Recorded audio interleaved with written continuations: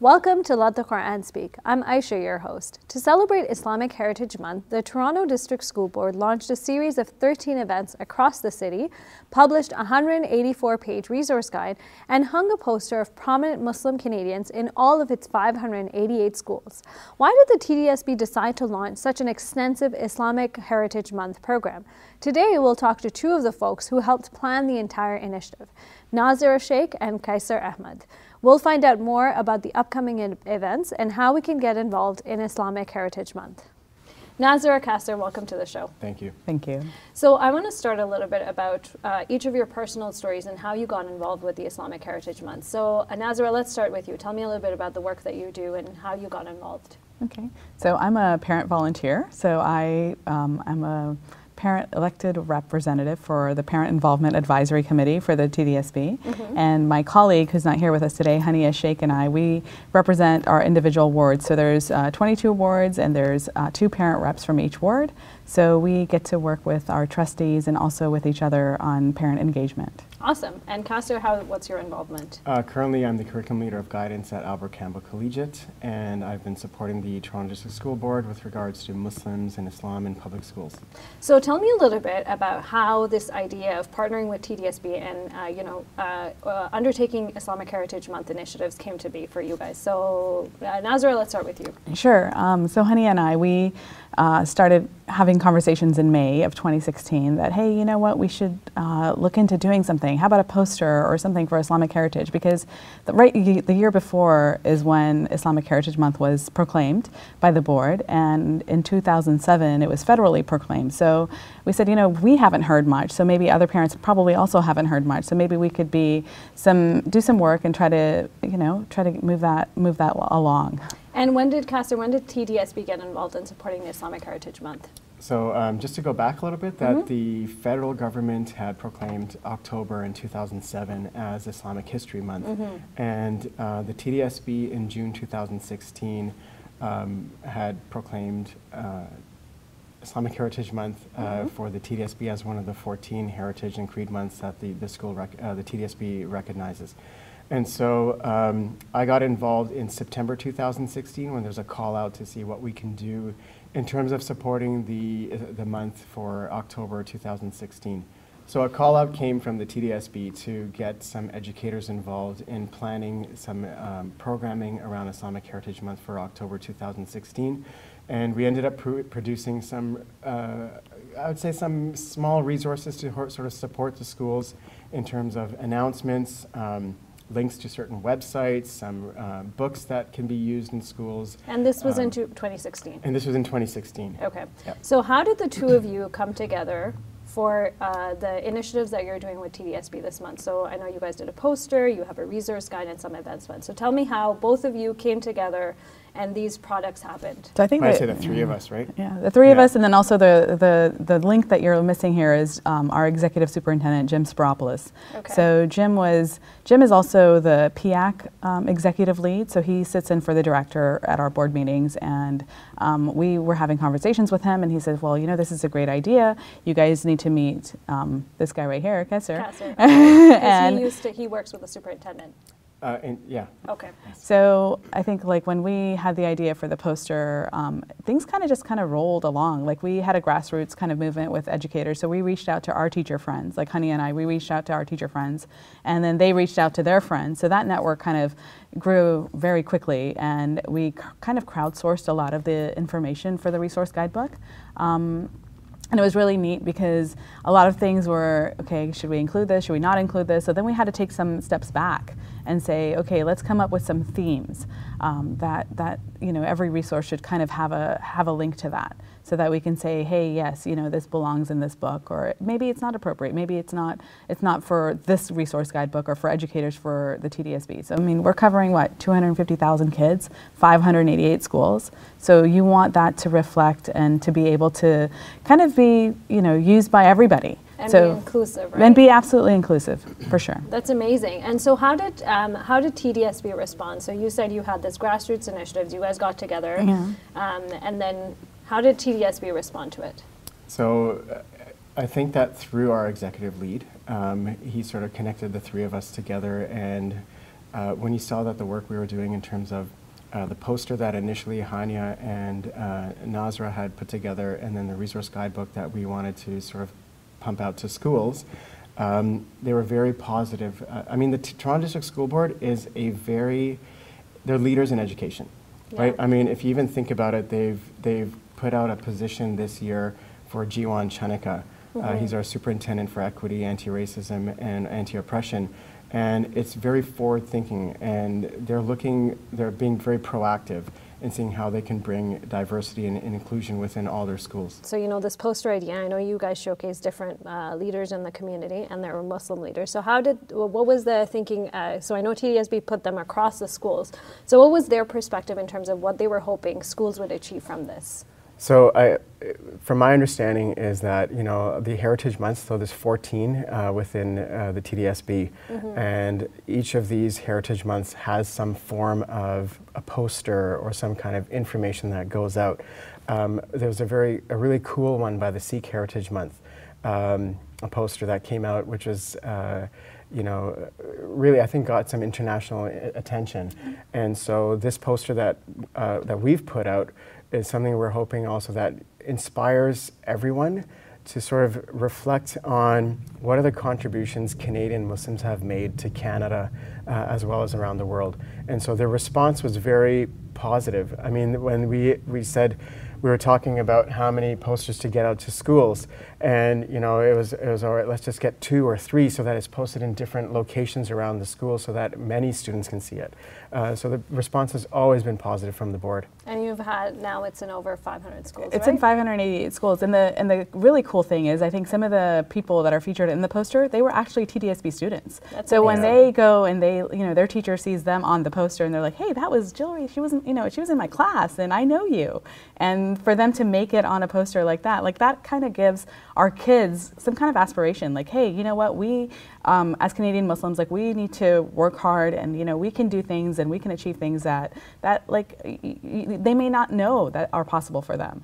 So tell me a little bit, that's great. Tell me a little bit now about the resource guide. I know you guys created a 184-page resource guide. I think it's phenomenal, so I will let you guys take the lead on that. So, all right. Who wants to talk about it first? So I can tell you there's 10 sections. Sure. Okay. So the first section, there is a primer, which was basically it's a tool for educators. So it answers a lot of questions that educators may have. And I think, like, as a parent, when I was volunteering in the schools, like when we talk about pizza lunch, like, okay, what kind of pizza do we get? And well, can it be from a halal? And can they clean the knife? And you know, there are things that you kind of have to advocate for slowly within the system.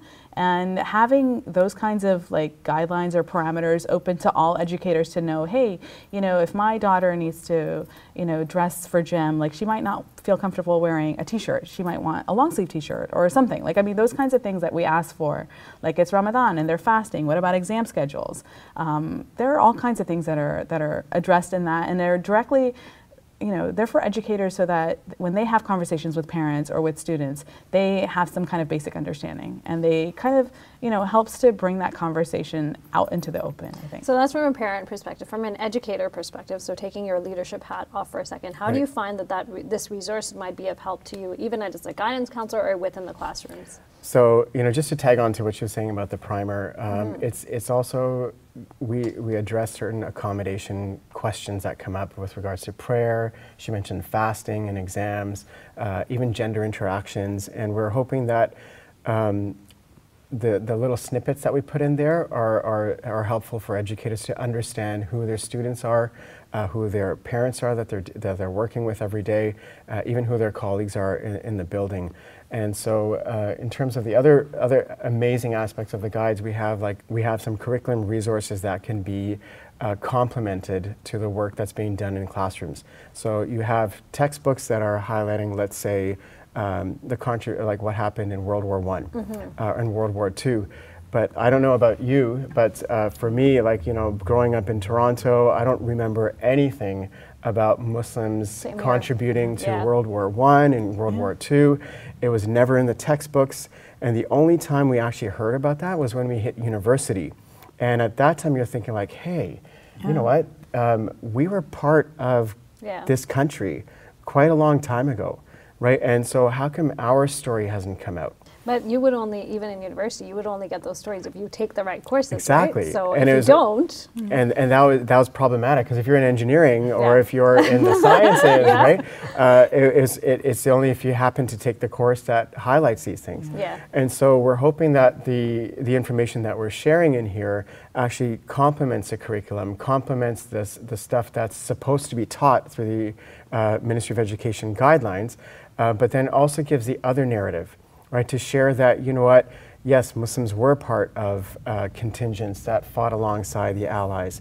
They were there to support the Jewish people who were getting sent off to concentration camps. I mean, we have some awesome stuff in here that, you know, even when we came across it, we were like, hold on a minute, how come nobody taught me about this? Like, that's not fair, right? Like, there's a letter in there from Einstein written to Kemal Ataturk. At the time, requesting to take some Jewish academics and doctors, right, when they were getting persecuted.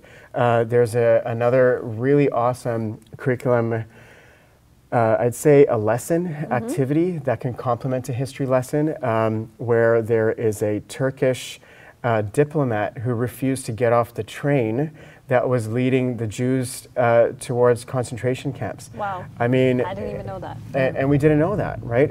There's other stuff that we mentioned in our announcement section. So building upon, so having the announcements being read in the morning, you know, sort of highlighting what Muslims have contributed to the knowledge base that we have today, right? Like, for example, in coffee, like, where did coffee come from? I read that. What does a simple assalamu alaikum mean? Like, peace be upon you. Just something simple to sort of bring in the commonalities. And I know you guys also, within the book, just very briefly highlighted music, arts, culture. So briefly, what does that entail? So I think we can go backwards a little. So I'll start with the speakers. So we have a section where there's about 40 speakers that have agreed to come into classrooms and to schools and to speak about their personal experience, their journey, and how they got to, you know, how they got to where they are today. Some of the trustees two of our trustees are Muslim, so Abdul Hai Patel and Asma Malik, they're both included. And they, you know, they're more than willing to come to classrooms and talk about their journey. You mentioned that we have 13 events happening in Toronto. So every person that's featured or is speaking is also included in that guidebook. So they'll do a little snippet at one of our events, but then if you want to get to know them a little bit more, or the classroom wants to engage with them, you know, in a more direct way, then they're available. So this is a good promo for you guys. So what's one event that you want to highlight that's coming up? So our culminating event is on the 27th, and it's a film called The Sultan and the Saint. And it's produced by Unity Productions Foundation, UPF. And they, Ryerson University has actually agreed to host it for us. That's amazing. Yeah, which is awesome. And it'll be really good, because they premiered the movie at the Aga Khan Museum during Ramadan, and Hani and I, we went to go see it, and then we ran into a couple of the friars that were attending. So we talked to them and we said, hey, you know, would you be interested in coming to our screening and then sitting down with, you know, one of the Muslim chaplains?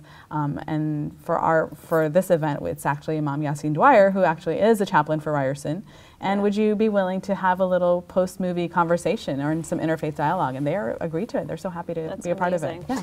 It sounds like, you know, we could go on and talk forever, but alas, time is short. I just want to wrap up by talking a little bit about what are you guys hoping, you know, you have the resource guide, you have the posters, you have these events. How do you combine together and looking at Islamic Heritage Month as a whole? How are you hoping these types of events and resources will help dispel some of the stereotypes and you know, Islamophobia that we're seeing on the rise in our communities? So Qaiser, we'll start with you on this one. So I think the guidebook provides opportunities for educators to dispel the myths, dispel the stereotypes, to really look at how Muslims have contributed to Canada, around the world, to the knowledge base. It's an opportunity to raise awareness amongst everyone. One of the things you will notice in the guidebook is we tried our best to incorporate as much diversity, but with the lens of inclusion. That we wanted to make sure that everybody who's reading this, Muslim or not, feels welcomed and feels that, yeah, this is how schooling should be. This is where contributions have been made. This is how we have put contributions to our knowledge that we're learning today. And so we're hoping that it will raise awareness and dispel the myths. And we're also hoping that it inspires a sense of honor and respect and pride amongst our Canadian Muslim youth, that they feel a part of this Canada. Even though they're born here, we want them to know that, yeah, this is your country, and you need to really do whatever you can to prop it up, to build it up, to make sure that it's functioning at the best that it can be as an example for the world. I read a Toronto Star article about the Islamic Heritage Month, and one of the boys, I think he was 14 years old, was talking about how much he appreciated this, because he was like, I am now seeing myself within the walls, and I normally never did. Yeah. So we'll wrap up with you, Nazerah. From a parent perspective, how are you hoping these initiatives and the work that you've done will help dispel those stereotypes? I think I can go back to saying that, like, I strongly believe in public education. And I think public education should reflect all children, and it should be inclusive. Like Qaiser said, every student should feel welcome and should feel that they're a part of that big mosaic, right? And in terms of parent engagement, I think that, as parents, I'm an immigrant here. I think we're all immigrants here. So for us to get involved and to be involved in the public education system and to contribute in a way that's positive and that's reflective of everybody, and to share, some of the nuggets and all the awesome things about Muslim contributions to Canada. I'm learning every day. Like, we're looking at the guidebook and some of the assignments that were written by the teachers. I'm blown away. Like, I'm like, oh my gosh, I can't wait till Selma or one of the kids that we know is doing this assignment in class, because I'd like to see what they learn, because we learn from them. Now, I think you're also a prime example of a parent who got involved and, partnered with TDSB, met great people like Qaiser, and were able to create some really positive change in the community. So how do you encourage parents who are watching and are now pumped up and they said, yes, I want to get involved too and do something exciting? How do they get involved? So I think that it would be through their board, and then finding, sometimes for us, we can say our key person that kind of gelled us together was Jim, and having Jiwan in his role and working with the trustees. I think that building these relationships takes time. And there's no way that overnight you could come up with a grant that writes for 13 events, or overnight come up with a resource guidebook that has 180 pages with 400 resources. Yeah. Like, it takes a lot of time, and it takes the time to build those relationships slowly. And I think that in good faith, I think those things can definitely happen. So don't back down. And I think that if you're an educator, we had educators from Peel, Durham, other school boards, even homeschoolers and educators that are just, some of them are just moms at home. They're like, hey, I have a degree in education, but I'm kind of at home right now, but I can help contribute. What can I do? I'm like, how about writing an art assignment? Or how about, coming up with something, for the music section? So just as we wrap up, from the TDSB perspective and as an educator, how would you encourage parents to get involved? So as an educator and a parent myself, as my son is in high school right now, to really just make it out to the parent council meetings. I mean, that's the first call from a principal to say, hey, we want to engage with you, we want to do stuff with you, and then come up with some concrete ideas. For example, run a conference for parents. Simple things like, how do we address social media, how do we good study tips, post-secondary pathways, even about inclusion and diversity, right? I mean, there's the one thing I think parents really should understand is that you have your understanding of how things should be, but also be open to the understanding of others who are in the room. And you need to work together to find the commonalities, and that's the only way you can really move forward to produce a guidebook, for example, like we did today. We didn't know this was going to come out going in. Like, we were here to make a poster and okay, this is Islamic Heritage Month, but after things started evolving, it was just it's a beautiful, organic, grassroots kind of movement that kind of, because the support that we have from the board and because they believe in us, and it just made it work. Can I just add, I think it's an important point to share, grassroots, you literally mean you guys shared Google Docs, and this is how it started. I'm a stay-at-home mom, and I cannot go to meetings all the time or meet with people all the time, so we did everything online. So WhatsApp groups and Google Docs was the two things that really gelled everybody together, and And one more thing I'd like to add is that if parents and educators, if they could just email the TDSB, the board, and let them know that they support the initiative and that they, appreciate the efforts that are being made, it would be awesome for them to hear that. And I think we're hoping that this sparks a movement across Canada for Islamic Heritage Month to be celebrated in all schools. Our resource guide is available for anyone and everyone. It's on the TDSB website, and they're free to download and look at it, use it. We just want to make sure that everybody feels good in school. And where can people go to get more information? So for the events that we have planned for this month, they can go to tdsbihm.eventbrite.ca, and then if they're looking for the resources in the poster, if they were to go to the TDSB website, tdsb.on.ca, they can search up Islamic Heritage Month, and the resource guidebook and the poster should pop up. Awesome. Thank you both so much for coming and sharing your stories. I know I personally learned a lot and very humbled and grateful to both of you for all your involvement, so thank you so much. Thank you. Thank you for having us. Hey YouTube, we hope you benefited from this video. If you liked it, or if you didn't, let us know in the comments below. And if you're interested in learning more, check out some of our other videos. And don't forget to subscribe so you can get new videos every Monday, Wednesday, and Friday.